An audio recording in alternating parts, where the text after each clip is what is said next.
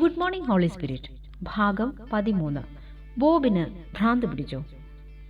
1970 ഞാൻ ജോലിക്ക് വന്നപ്പോൾ ബോബ് വളരെ വിചിത്രമായ എന്തോ ഒന്ന് ചെയ്തതായി കണ്ടെത്തിയ ദിവസം ഒരിക്കലും മറക്കില്ല. ആ ചെറിയ കിയോസ്കിന്റെ ചുമരുകളിൽ മുഴുവൻ അവൻ തിരുവെഴുത്ത് വാക്യങ്ങൾ എഴുതിയ ചെറിയ കടലാസ് കഷ്ണങ്ങൾ ഒട്ടിച്ചിരുന്നു. അയാൾക്ക് ഭ്രാന്ത് പിടിച്ചിട്ടുണ്ടാകുമെന്ന് ഞാൻ കരുതി. അവനൊരു ക്രിസ്ത്യാനിയാണെന്ന് എനിക്കറിയാമായിരുന്നു.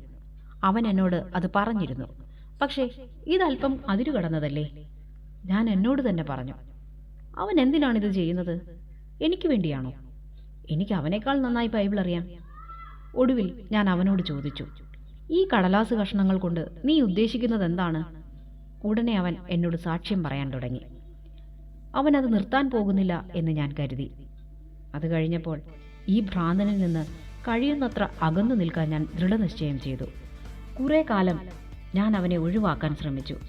പക്ഷേ അത് മിക്കവാറും അസാധ്യമായിരുന്നു. എല്ലാറ്റിനുമുപരി ഞങ്ങൾക്ക് ഒരുമിച്ച് ജോലി ചെയ്യേണ്ടി വന്നു. വീണ്ടും വീണ്ടും അവൻ മതത്തിന്റെ വിഷയം ഉയർത്തിക്കൊണ്ടുവന്നു. പക്ഷേ അതിലുമുപരിയായി വീണ്ടും ജനിക്കുക എന്നതിനെക്കുറിച്ച് സംസാരിക്കാൻ അവൻ ആഗ്രഹിച്ചു. ആ വാക്ക് എൻ്റെ പരിമിതമായ പദാവലിയിലോ തിരുവെഴുത്തുകളെക്കുറിച്ചുള്ള എൻ്റെ വീക്ഷണത്തിലോ ഇല്ലായിരുന്നു. ബോബ് ഒടുവിൽ കിയോസ്കിലെ ജോലി ഉപേക്ഷിച്ചു. പക്ഷേ അവൻ്റെ പല സുഹൃത്തുക്കളും എൻ്റെ സ്കൂളിലായിരുന്നു. അടുത്ത 2 വർഷത്തേക്ക് ഞാൻ അവരെ ഒഴിവാക്കാൻ പരമാവധി ശ്രമിച്ചു.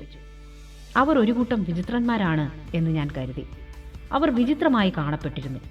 അവർ വിചിത്രമായാണ് സംസാരിച്ചിരുന്നത്. എന്നെ പഠിപ്പിച്ച കന്യാസ്ത്രീകളുടെ നേർവിപരീതങ്ങളായിരുന്നു അവർ. ജോർജ് വാനിയറിലെ എൻ്റെ മുതിർന്ന ക്ലാസ്സിൽ എൻ്റെ ജീവിതത്തിൽ 2ാമത്തെ തവണ എനിക്ക് കർത്താവുമായി ഒരു കൂടിക്കാഴ്ചയുണ്ടായി. അവൻ എൻ്റെ മുറിയിലേക്ക് വന്നു. ഇത്തവണ എന്നെ സന്ദർശിച്ചത് മറക്കാനാവാത്ത ആത്മീയ അനുഭവമുണ്ടാക്കി. എനിക്ക് 11 വയസ്സുള്ളപ്പോൾ ജാഫയിൽ യേശു എൻ്റെ മുന്നിൽ നിൽക്കുന്ന ദർശനം ഒരു മായാത്ത മുദ്ര പതിപ്പിച്ചിരുന്നു. എന്നാൽ ഇപ്പോൾ ടൊറന്റോയിൽ ഞാൻ തിരുവെഴുത്ത് പഠനത്തിൽ മുഴുകിയിരുന്നില്ല. ഞാൻ അപ്പോഴും പള്ളിയിൽ പോയിരുന്നു.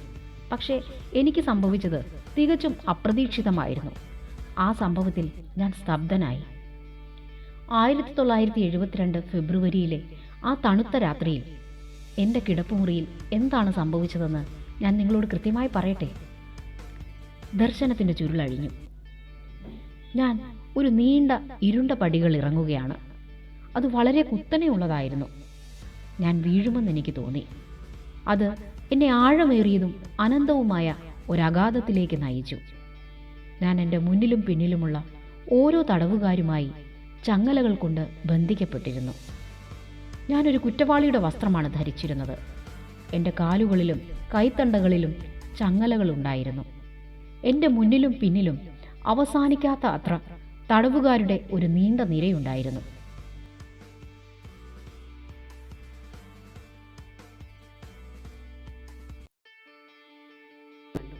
അവർ വിചിത്രമായ ആകൃതിയിലുള്ള ചെവികളുള്ള ഭൂതങ്ങളെപ്പോലെയായിരുന്നു. എനിക്ക് അവരുടെ മുഖങ്ങൾ കാണാൻ കഴിഞ്ഞില്ല. അവരുടെ രൂപങ്ങൾ കഷ്ടിച്ച് മാത്രമേ കാണാമായിരുന്നുള്ളൂ. പക്ഷേ ഒരു കശാപ്പുശാലയിലേക്കുള്ള കന്നുകാലികളുടെ കൂട്ടത്തെ പോലെയോ അതിലും മോശമായ എന്തിനെയോ പോലെ ആ പടിക്കെട്ടിലൂടെ അവർ ഞങ്ങളെ വലിച്ചിഴയ്ക്കുകയായിരുന്നു. പെട്ടെന്ന് എവിടെ നിന്നോ കർത്താവിൻ്റെ ദൂതൻ പ്രത്യക്ഷപ്പെട്ടു. അത് കാണാനൊരു അത്ഭുത കാര്യം തന്നെയായിരുന്നു. സ്വർഗത്തിലെ ദൂതൻ എൻ്റെ തൊട്ടു മുന്നിൽ, ഏതാനും ചുവടുകൾക്കകലെ. എൻ്റെ ജീവിതത്തിൽ ഒരിക്കലും അത്തരമൊരു കാഴ്ച ഞാൻ കണ്ടിട്ടില്ല. ഒരു സ്വപ്നത്തിൽ പോലും ഞാൻ കണ്ടിട്ടില്ല. ആ ഇരുണ്ട ദ്വാരത്തിനിടയിലൂടെ ശോഭയുള്ളതും മനോഹരവുമായ ഒരു മാലാഖ. ഞാൻ വീണ്ടും നോക്കിയപ്പോൾ ആ ദൂതൻ തൻ്റെ കൈകൊണ്ട് എന്നെ അവൻ്റെ അടുത്തേക്ക് വരാൻ ആംഗ്യം കാണിച്ചു. പിന്നെ അവൻ എൻ്റെ കണ്ണുകളിലേക്ക് നോക്കി എന്നെ വിളിച്ചു. എൻ്റെ കണ്ണുകൾ അവൻ്റെ നേരെ പതിഞ്ഞു. ഞാൻ അവൻ്റെ അടുത്തേക്ക് നടക്കാൻ തുടങ്ങി. തൽക്ഷണം ആ ബന്ധനങ്ങൾ എൻ്റെ കൈകളിൽ നിന്നും കാലുകളിൽ നിന്നും വീണു. എൻ്റെ സഹതടവുകാരുമായി എനിക്ക് ബന്ധനമില്ലാതെയായി. പെട്ടെന്ന് മാലാഖ എന്നെ തുറന്നിട്ട ഒരു വാതിലിലൂടെ നയിച്ചു. ഞാൻ വെളിച്ചത്തിലേക്ക് നടന്ന നിമിഷം ആ സ്വർഗീയ ദൂതൻ എന്നെ കൈപിടിച്ച് ഡോൺ മിൽസ് റോഡിൽ ജോർജ് വാനിയർ സ്കൂളിൻ്റെ വലതുവശത്തുള്ള മൂലയിൽ ഇറക്കി വിട്ടു. സ്കൂളിൻ്റെ മതിലിൽ നിന്നും വെറും ഇഞ്ചുകൾ അകലെ ഒരു ജനാലക്കരികിൽ അവനെ എന്നെ ആക്കി. ഒരു നിമിഷത്തിനുള്ളിൽ മാലാഖ എന്നെ വിട്ടുപോയി. ഞാൻ അതിരാവിലെ ഉണർന്നു.